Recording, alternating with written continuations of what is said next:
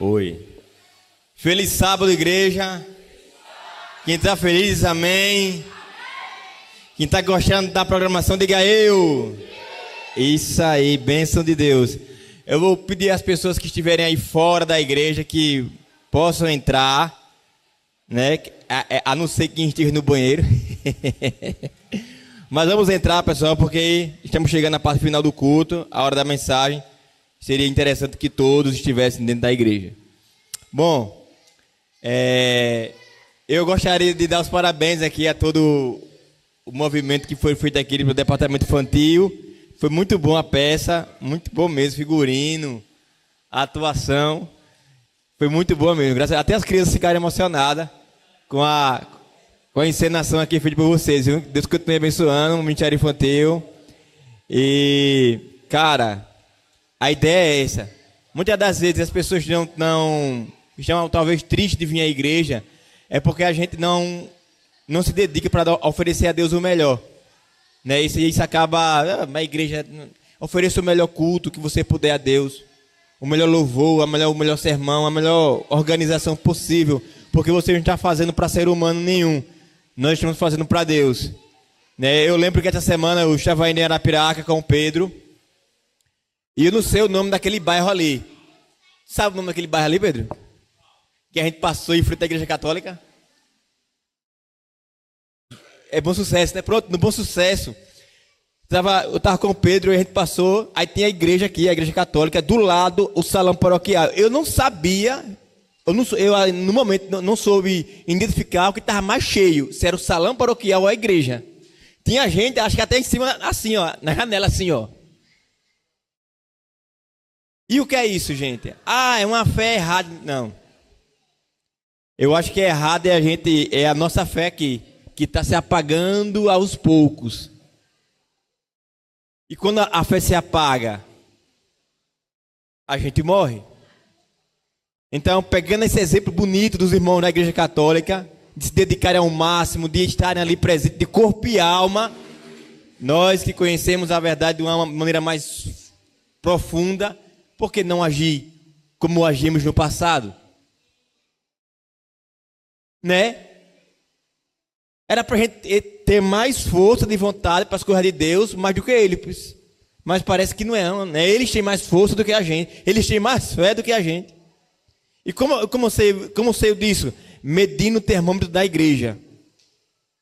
Não teve um dia que eu passei ali que a igreja não estiver cheia. Um dia que eu passei lá e a igreja não estiver cheia. Agora aqui o resultado que eu fiquei sabendo é 9, 10, 12. Graças a Deus, hoje vieram 13 pessoas. Amém, igreja? É triste, é lamentável. Mas que a gente olhe para esses bons exemplos, porque Jesus exaltou as pessoas que tinham fé, independente se era do meio do judaísmo ou não. Jesus falou assim, a sua fé é linda, a sua fé é grande, que fé imensa você tem. Eu nunca vi nenhuma fé igual a sua em todo Israel, eu não vi. E era de alguém que era fora da igreja. Então que a gente se acorde com relação a isso, gente. Isso é o que acontece. Os irmãos da igreja católica fazem 40 dias, né, de peregrinação. Você não vê ali um dia, você não vai ver 10, 12 pessoas, você não vê. Tá cheio. Nós não somos 9 e nós não somos 13 pessoas. Nós não somos. Somos mais do que isso. E o que falta? Será que eles têm mais fé do que nós? Será que eles são mais abençoados do que nós? Será? Olha direitinho para a tua vida. Eu não quero usar um outro termo, né? Que eu vou dizer assim, tão vergonha na sua cara. A minha vontade de dizer era essa. A verdade é essa. Sabe? O Cleber, a gente foi ontem trabalhar, né? Aí o Cleber disse, Diego, eles passaram aqui de madrugada. Era Maria para cá, Maria para lá. E tanta gente no mundo, eu não consegui nem dormir. E a gente que conhece Jesus tanto. Eu ouvi sermões aqui maravilhosos. Ouve cada louvor aqui que a gente se arrepia e chora. E a gente tá assim, ó. Parecendo alguém que está em coma. Mas que Deus nos salve, né? Que Deus nos desperte enquanto é tempo, enquanto é tempo. Dessa mornidão espiritual. Dessa como se esse ambiente aqui fosse o mais desprezível de todos. Quando não se importasse, não tivesse valor. Eu vou quando eu quero, eu vou lá, eu vou. Enquanto tem muitas pessoas que têm uma fé, têm um conhecimento menor do que o seu, que está no engano, que está no erro, tem uma fé muito mais bonita do que a nossa. Que a gente se desperte com relação a isso. Bom, ficou muito bom aqui o túmulo de Jesus, né? Esse portal ficou muito bom. Enfim, e a presença de vocês aqui torna o ambiente ainda mais bonito. Amém? Eu estava em uma igreja essa semana, esses 7 dias. Foi 7, meu Deus? 6. Uma igreja de jovens. E não teve um dia, graças a Deus, graças a Pedro testemunha, não teve um dia que a igreja não estivesse cheia.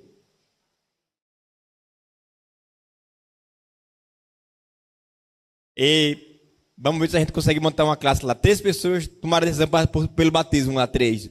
2 jovens e um rebatismo, 3. Amém? Vai dar certo em nome de Jesus. Vamos lá. Hoje o tema dessa manhã,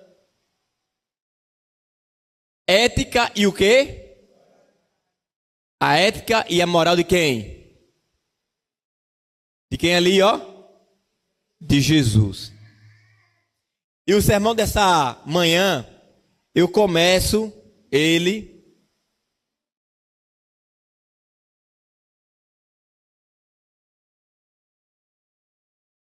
contando uma história real, uma história verdadeira. Nicholas Wilton. Alguém já ouviu falar a história desse homem? Quem já ouviu falar a história dele? Não? Vocês vão saber agora. Ele foi um britânico, porque eu digo que ele foi, porque infelizmente ele já faleceu. Que durante a Segunda Guerra Mundial, ele salvou... Segunda Guerra Mundial?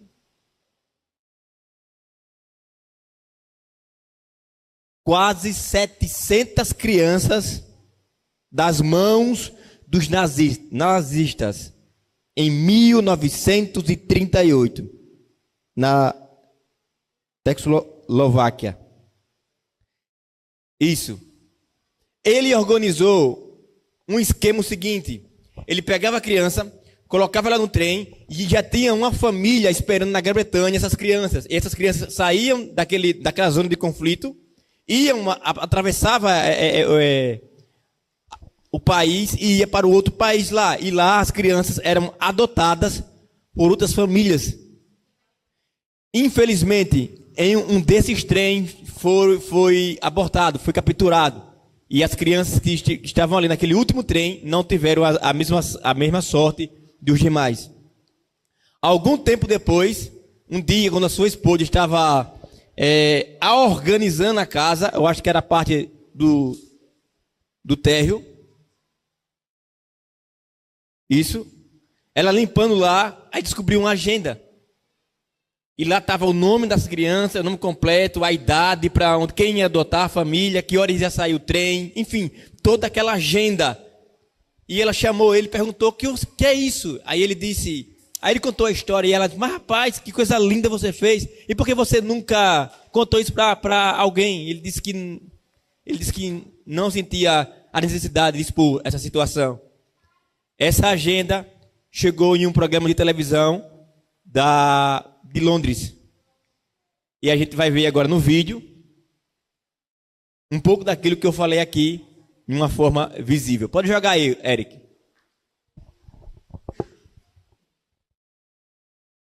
Esse senhor salvou mais de 600 crianças judias durante o Holocausto, mas manteve isso em segredo por 50 anos. Esta é a história de Nicholas Winton, que durante a Segunda Guerra Mundial salvou centenas de crianças destinadas à morte no Holocausto. Incrivelmente, ele nunca mencionou isso, nem mesmo para sua família, até que, após 50 anos, sua esposa descobriu um álbum no sótão contendo os nomes de todas as crianças que ele havia resgatado durante aquele período sombrio. Com essa revelação, ela se deu conta de que tinha compartilhado 50 anos de sua vida ao lado de um verdadeiro herói. Então, ela decidiu compartilhar essa história com um programa de TV que planejou uma surpresa especial para Nicholas. Ele estava sentado no auditório do programa quando, de repente, a apresentadora perguntou à plateia quem havia sido salvo por ele. Para sua surpresa, todas as pessoas presentes se levantaram. Cada uma delas havia sido salva por ele, revelando a magnitude de seu heroísmo e enchendo o ambiente de emoção e gratidão. Esse senhor salvou mais de 600 crianças. Oi. Amém? É uma história que nos inspira. É uma história que deve mover o nosso coração a copiar exemplos como esse. De anunciar o evangelho para as pessoas. Que essa manhã, ao abrirmos a palavra de Deus, que o Espírito Santo possa colocar no seu e no meu coração esse desejo de salvar vidas. Amém? Abra sua Bíblia em Salmos 40.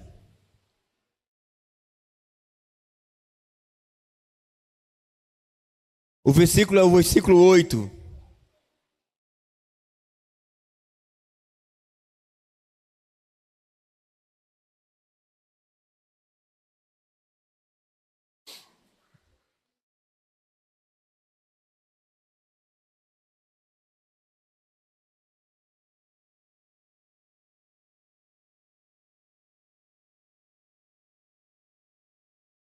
Amém?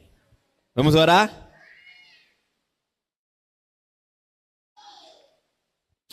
Senhor nosso Deus, graças te damos, Pai, por tanto amor por cada um de nós. Obrigado por mais desafios que por mais que desafios surjam em nossas vidas, se levante, o Senhor não nos abandona, o Senhor não nos desampara. E é a tua presença que nos fortalece, que nos fortifica. É ter a certeza que em meio às adversidades desse mundo, o Senhor está conosco e de nada sentiremos falta, porque tu és tudo o que precisamos. Perdoa, Senhor, nossas falhas, perdoa, Senhor, nossos pecados. Transforma a nossa vida, transforma a nossa igreja, que ela se encha de motivos especiais de querer estar aqui na tua presença. Aumenta, Senhor Deus, a nossa fé. Não permita que o diabo destrua a nossa fé, que ele a roube de nós, mas que ela só cresça cada vez mais. E cada vez mais ela cresça e cresça e cresça. E fortifique, frutifique, Senhor. Que essa manhã, mais uma vez, tu possa falar conosco. Pelos méritos de Jesus é a nossa oração, nosso agradecimento. E temos a certeza que tu está conosco aqui agora, em nome de Jesus. Amém. Diz assim: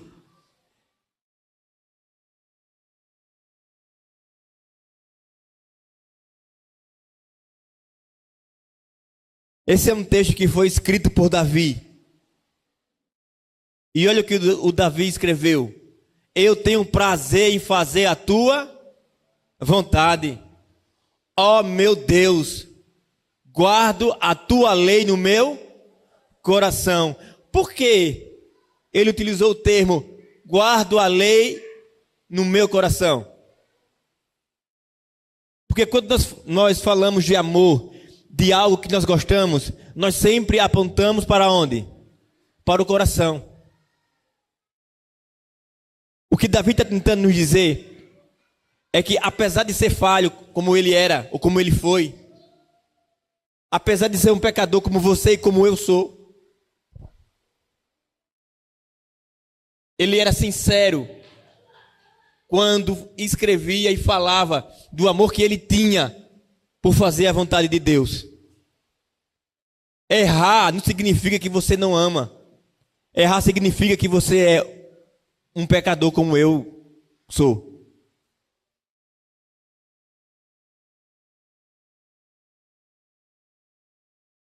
Deus não julgou o erro que Davi cometeu. Quando eu digo julgar, assim, condená-lo, porque Davi se arrependeu e pediu perdão e voltou para os braços do Senhor. E quando ele escreve isso, ele já estava convertido E ele diz: eu tenho prazer em fazer a tua vontade, ó meu Deus, guarda a tua lei no meu coração. Que você e eu, que nós aqui, não venhamos a cometer o erro de esquecer o amor em guardar a lei de Deus. Não devemos guardar a lei de Deus como algo assim no automático. Sabe quando você começou a aprender a dirigir, você tinha atenção para olhar a marcha, para ficar de olho no volante, ficava, será que eu passei a primeira seta ou a segunda? E você ficava aqui. E hoje você está tão prático no volante, dirigindo, que você nem olha mais se é a primeira, você já sabe. Já está aqui, ó, ninja. Nós não devemos guardar a lei simplesmente por guardar. Nós devemos guardar a lei porque nós amamos o Deus que a escreveu e nós amamos o que ele escreveu. Primeiro, ama quem escreveu. Segundo, ama o que ele escreveu. Porque o amor nunca vai fazer com que você se canse.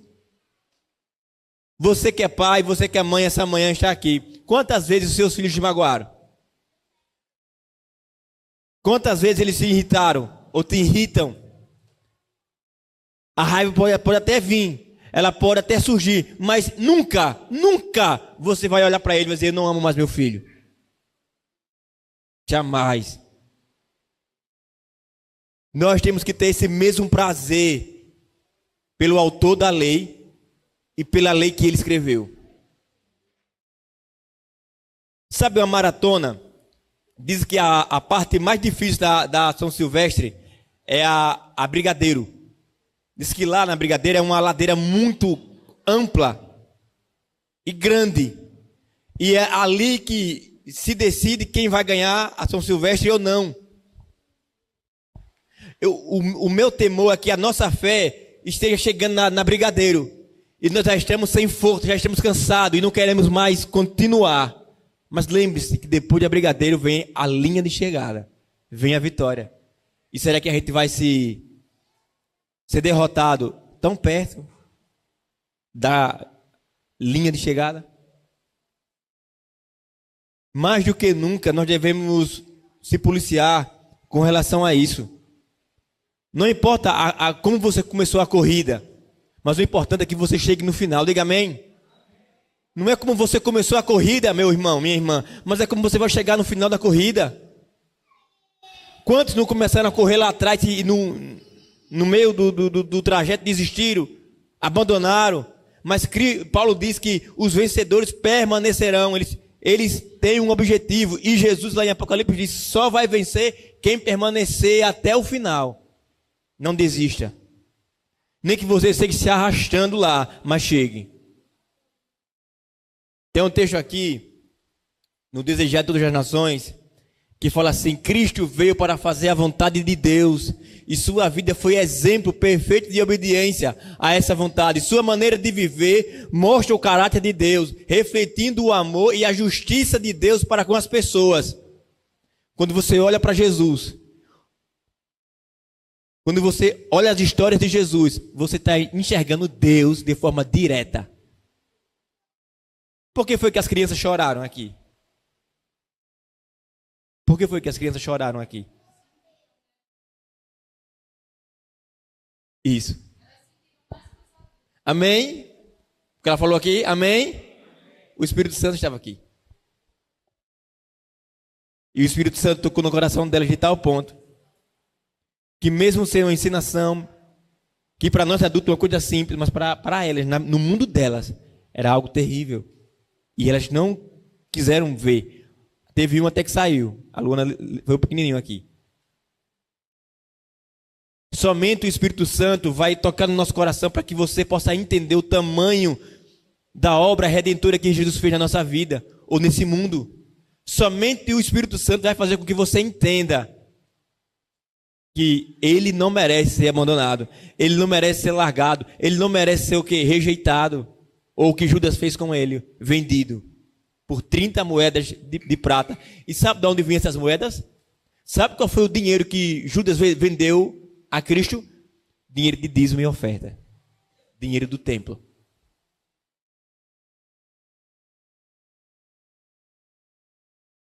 Veja, a sede de poder daqueles homens foi tão grande que eles usaram o dinheiro do templo para matar o Senhor da vida.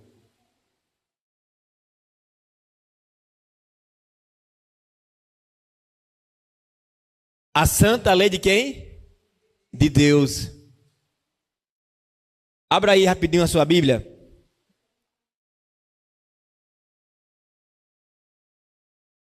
Em Mateus 22.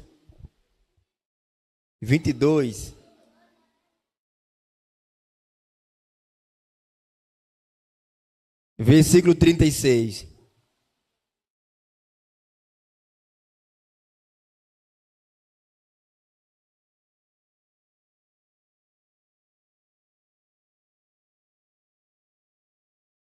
Cadê o Anderson?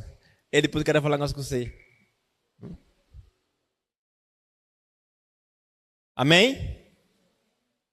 Diz assim: mestre, qual é o mais importante de todos os mandamentos da lei? Versículo 37, Jesus respondeu: ame o Senhor seu Deus com todo o coração, com toda a alma e com todo o quê? A mente. Se ama com o quê? Com a mente. Por que nós devemos amar conscientemente? Pode responder. Porque Cristo pede, nos aconselha, nos ensina que além de amar com emoção, que é o coração, também devemos amar de maneira consciente, pensante. Por quê? Por quê? A Bíblia diz que o nosso coração, por ser pecador, um coração mau, ele é um coração enganoso. Mas quando Jesus atribui a mente, ele está nos aconselhando a pensar em estar aqui, em servir a Jesus, em ir lá, acolá, enfim, tudo. A nossa fé tem que ser uma fé racional, não devocional, mas ela tem que ser uma fé racional, consciente daquilo que Deus te apresenta, daquilo que você entende.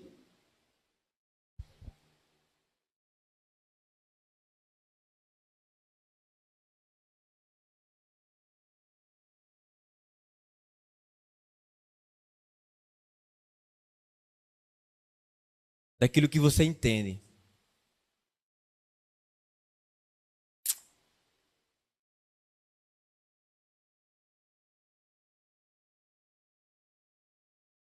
Caminho a Cristo fala assim: a lei de Deus é a base do caráter cristão. Qual é a base do caráter cristão? A lei de Deus. Jesus resumiu toda a lei em 2 mandamentos. E se obedecemos a esses, se obedecermos a esses mandamentos, o que acontece com a gente? Obedeceremos a toda a lei. Vamos lá. Resumiu em 2 pontos. Não foi? Primeiro ponto. A Deus sobre todas as coisas. Não é isso? E o segundo ponto? Como assim mesmo? Como se ama o próximo como assim mesmo?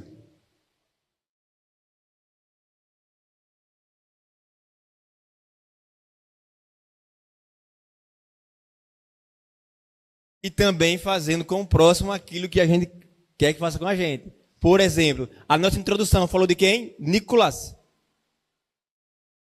O que Nicolas fez foi salvar vidas.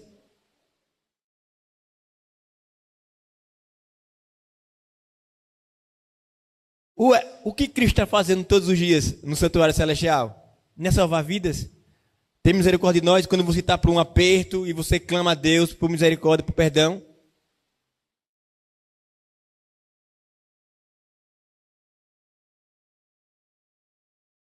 A ética moral de Jesus.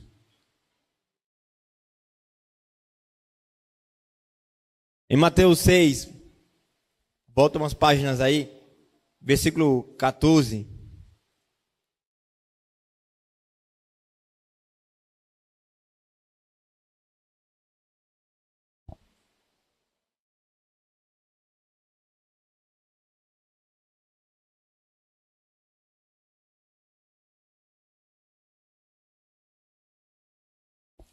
Isso aqui é sério.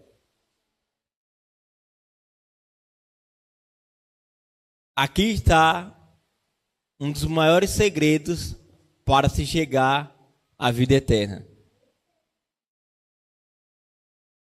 Olha lá.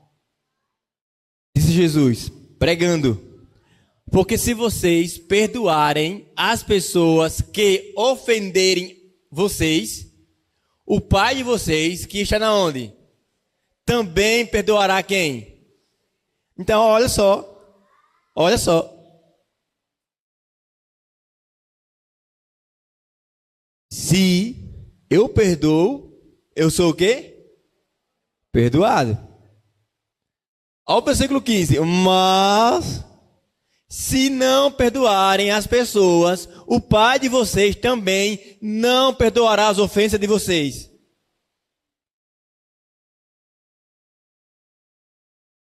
Nós estávamos ontem conversando, né? Com o irmão José, a gente estava logo cedo.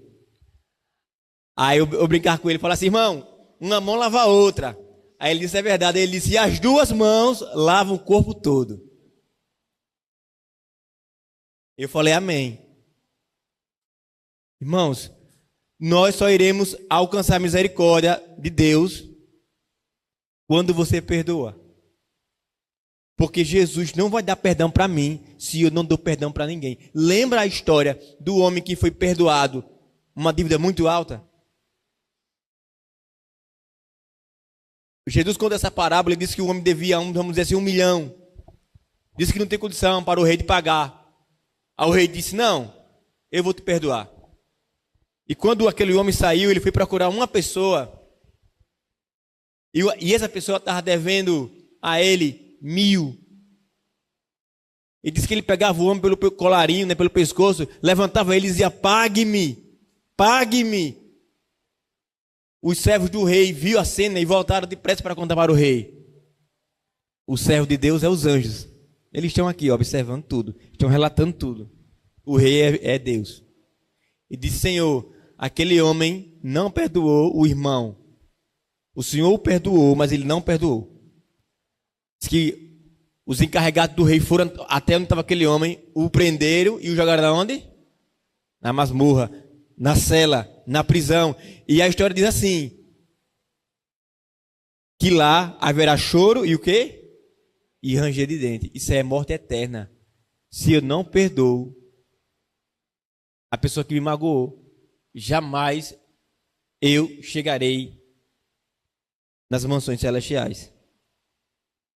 Perdoe. Pelo sangue de Jesus Cristo. Perdoe. E você só vence. Você nunca vai sair perdendo quando você perdoa. Nunca. Nunca. Olhe para Jesus. Tem uma música do Rosa de Saron que fala sobre isso. Olhem para Cristo. Olhem para os braços dele, preso e abertos. Ele estava morrendo ali para me oferecer perdão, por causa dos meus pecados, por causa dos seus pecados. E por que ele não me perdoar se Jesus me perdoou? Se Jesus nos oferece perdão, por que a gente não pode oferecer perdão ao outro? Olha aqui, ó. O perdão de Jesus é o caminho para a verdadeira liberdade. Ele nos ensina que quando perdoamos os outros, estamos mostrando o caráter cheio de misericórdia de Deus, que nos perdoou muito mais.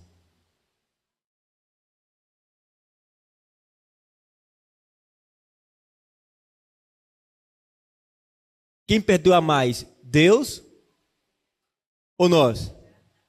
Tipo assim, o preço do perdão. Quem pagou o maior preço do perdão? Foi Deus ou sou eu? Foi Deus. Foi Deus. É que Jesus pagou o preço do nosso perdão morrendo. Mas só que não foi só morrer. Ele foi torturado E essa tortura já começa no jardim do Getsêmani, de uma maneira mais profunda, até chegar onde? Até chegar na cruz. Eu não vou nem contar toda a idade de Jesus, que desde o seu nascimento ele já foi perseguido, já na barriga de sua mãe já queriam matá-lo. José não queria ficar com a mulher, é rejeitado. O rei se levantou para matá-lo. Então, a vida de Jesus foi uma vida assim de muito sofrimento, de muita pressão. E ele conseguiu se manter fiel a Deus ali. Olha a mente. Gente, não existe nada mais assim, torturador do que a sua mente ser o quê? Como é que eu posso dizer aqui? Pressionada. Você está sempre tendo que estar ali, atento para fugir de alguma situação ou outra. Tudo que Jesus falava poderia complicá-lo. Tudo. Como ele falava, como ele andava, com quem ele era acusado de andar com pecadores. Olha a insanidade das pessoas. Ele anda com um pecador, tem que morrer. Quem não é pecador aqui, meu Deus do céu? Quem não comete falhas aqui? Todos somos imperfeitos, mas pelo sangue de Cristo iremos nos tornar perfeitos. Porque Ele vai nos tornar perfeitos.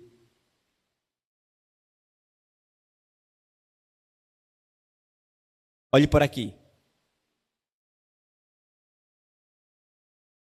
O que é isso que Ele está segurando nas suas mãos? A lei de quem? A lei de Deus. E o que essa lei nos ensina? Oi? Amar. Essa lei se resume em amor na primeira tábua e amor na segunda tábua. Deus é resumido em uma única palavra: amor. Amor.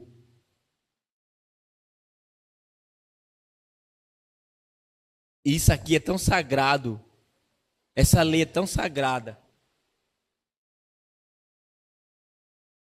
Que lá no jardim do Éden, quando Adão pecou com a sua esposa, foi gerado um boleto eterno, morte eterna, para os descendentes de Adão e Eva.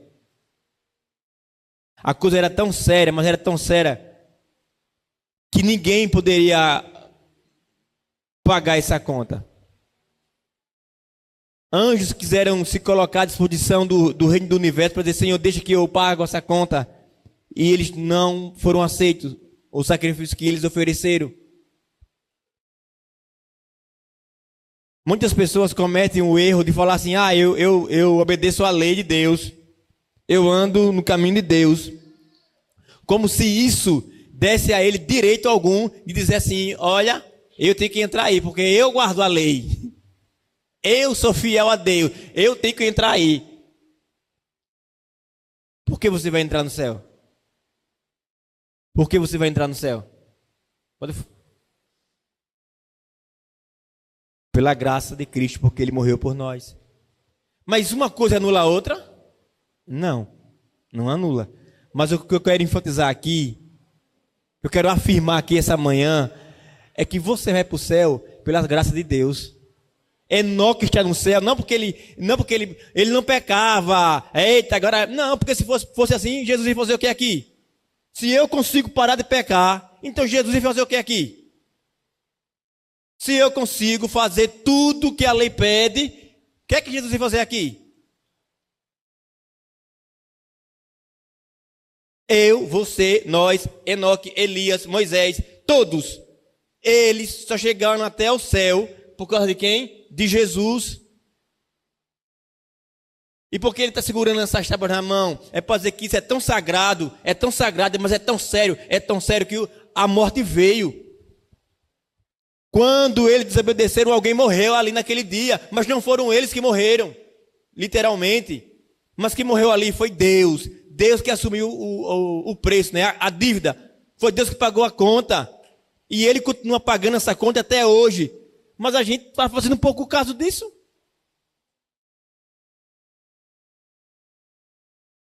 A gente faz pouco caso disso. Como se essa fé, essa graça fosse uma graça barata, que eu posso desdenhar dele quando eu quero. Ah, ele me perdoa. Gente, não é isso, é sério. Ó, foi sério, doeu muito. Eu poderia até falar um palavrão aqui, mas não devo. Doeu muito, mas doeu muito mesmo. Foi torturante. Foi torturador o que ele passou ali. Eu não queria estar na pele de Jesus. Você queria estar na pele de Jesus? Você suportaria estar na pele de Jesus? Para que eu conseguisse entrar no céu pelos meus méritos, eu tinha que fazer o que Jesus fez.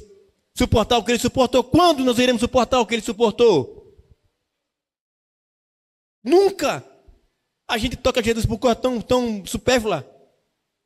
Nós deixamos a presença de Deus por tão pouco. Mas Jesus honrou o compromisso que fez com Adão e Eva lá atrás. Alguém falava bem assim. Alguém mandava uma pergunta em um podcast recentemente, falava assim: eu não pedi para Jesus morrer.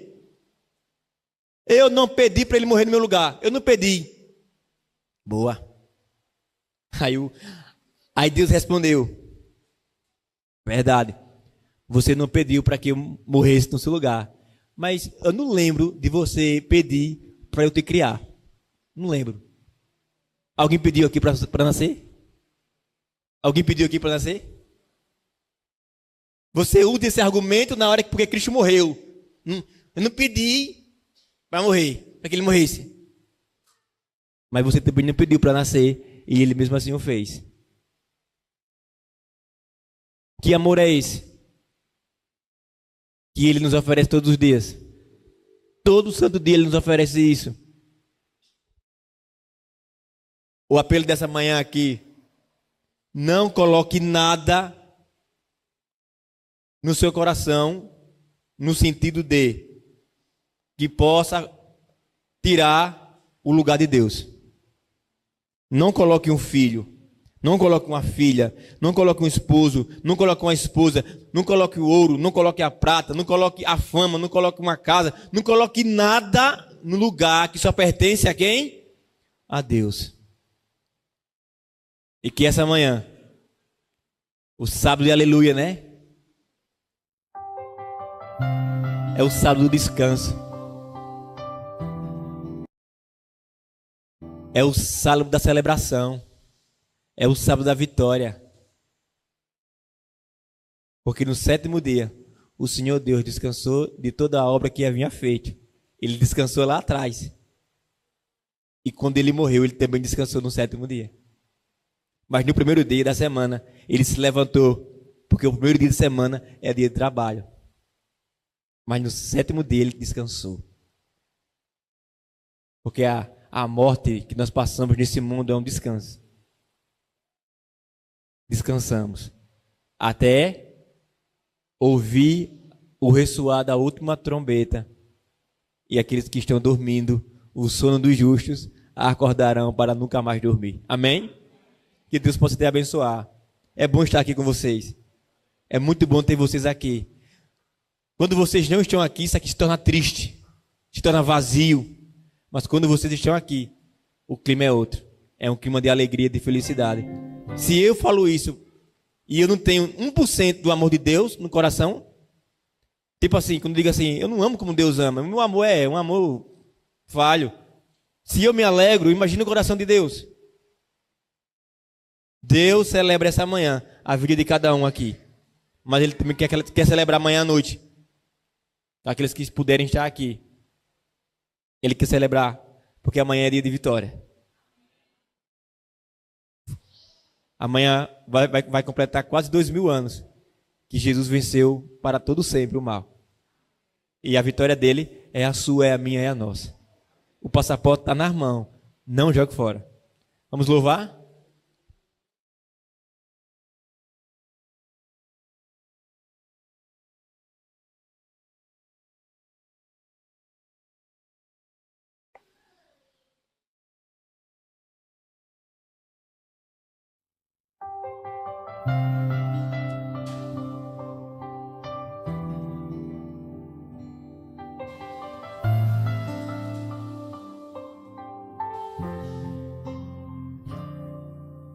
Quando achei que era o meu fim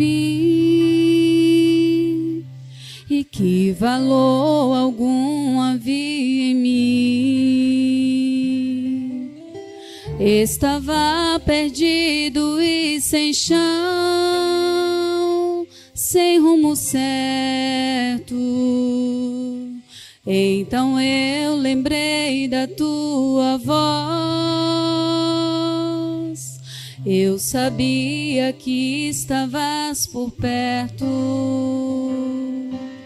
sem saber se ias me atender, pedi socorro.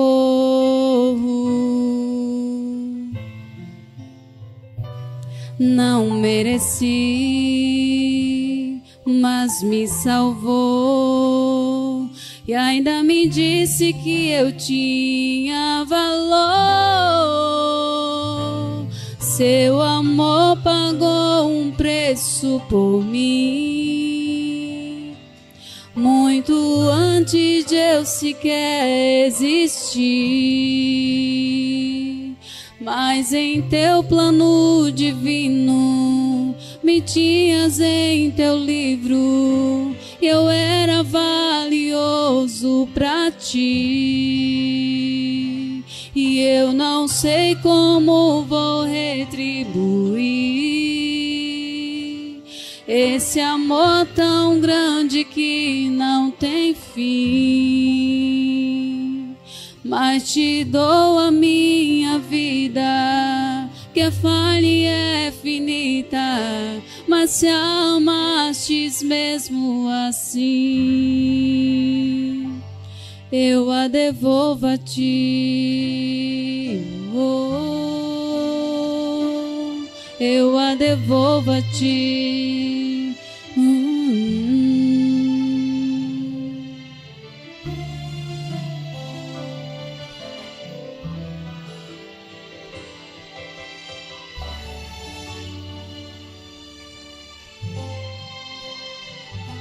Não mereci,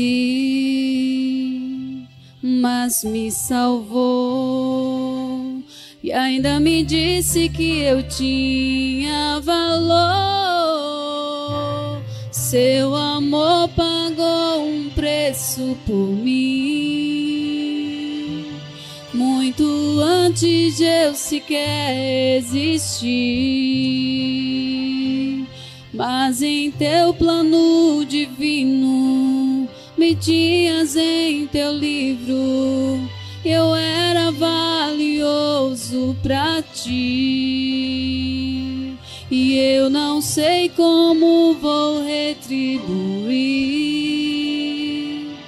esse amor tão grande que não tem fim. Mas te dou a minha vida, que a falha é finita, mas se amastes mesmo assim, eu a devolvo a ti. Nada vai me separar do maior amor do mundo.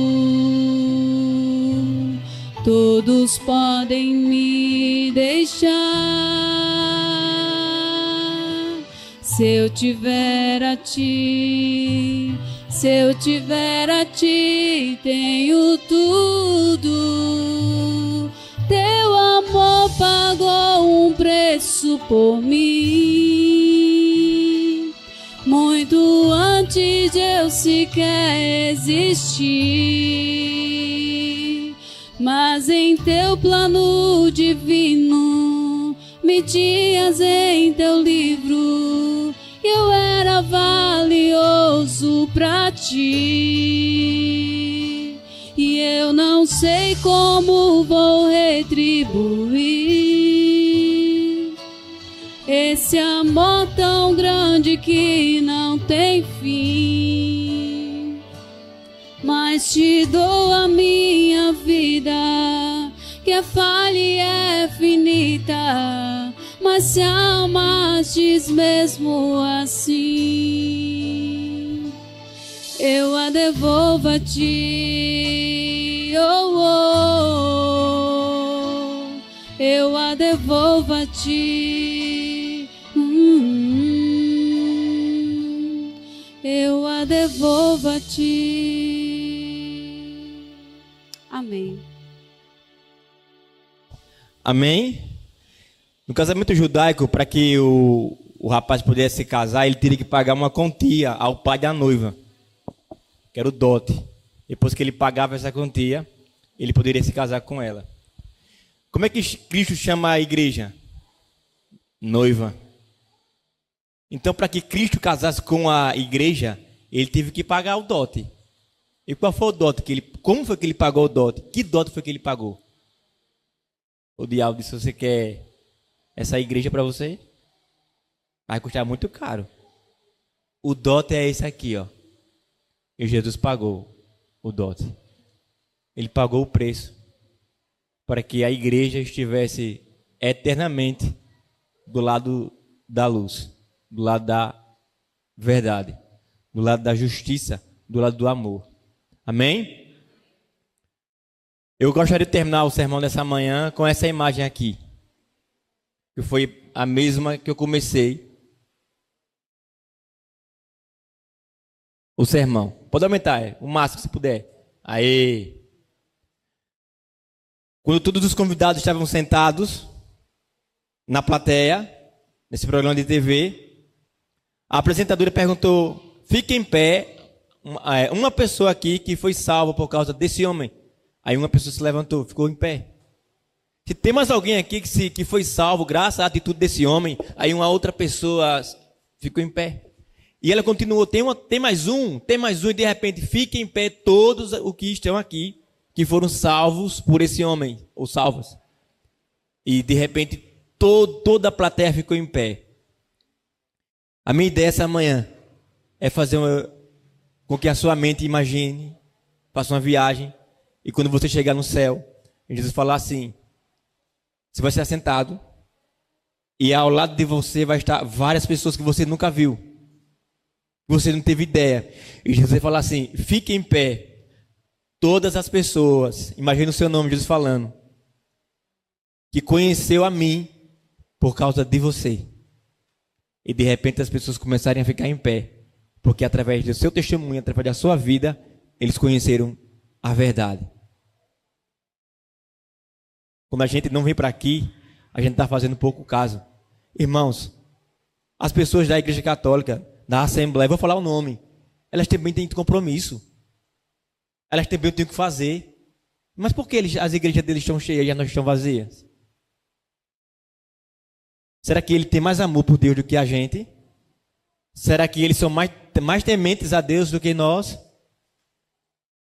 Ou será que a nossa fé é falsa e a fé deles é genuína? Não estou falando de teologia, de conhecimento. Estou falando de amor.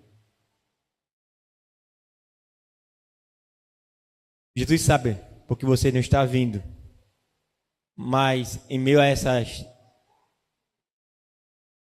situações, o que é que ele espera? Que você venha. Que você esteja aqui.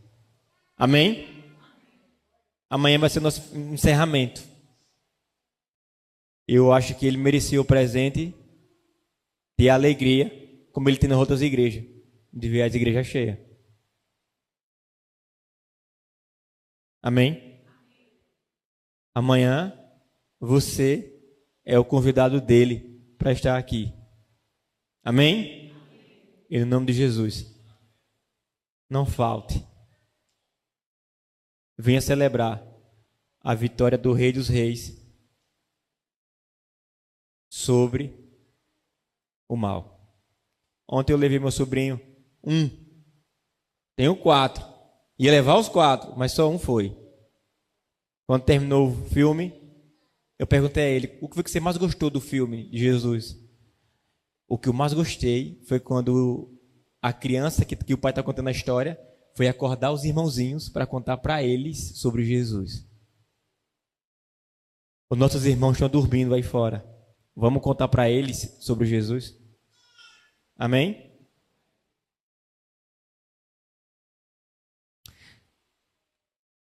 Quando o filme estiver disponível para os aplicativos, eu pretendo juntar as crianças dessa igreja, nem que seja um sábado à tarde ou um domingo. Um domingo não, porque para mim não dá um domingo, mas no sábado à tarde dá. A gente trazer todas as crianças aqui para que elas possam assistir esse filme. Amém? Vamos fazer o sábado da pipoca.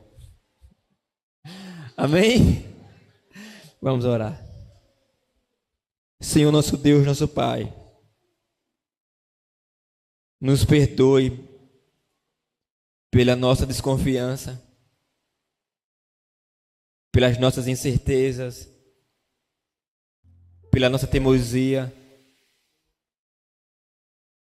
principalmente, Senhor Deus, pela nossa falta de amor para com a Tua causa, para com a Tua casa. Desculpe, Senhor, me desculpe e nos ajude, Pai, para que o Senhor possa colocar em nós esse sentimento de alegria de poder estar aqui, de celebrar a Páscoa. Porque se lá atrás a Páscoa é celebrada porque Israel foi liberto do poder do cativeiro egípcio, a nova Páscoa nos livrou das mãos de Satanás e nos levou para o reino de Teu Filho amado, Senhor Jesus. Por favor, nos leve em paz para casa, nos leve em segurança, nos dê um restante de sábado na Tua presença. E que amanhã, Senhor Deus, o Senhor toque cada coração que se encontra aqui, de adulto a criança, que nós possamos estar juntos, celebrando a Tua ressurreição, a Tua vitória sobre a morte, a Tua vitória sobre o mal, porque a Sua vitória é a nossa vitória, no nome de Jesus. Amém.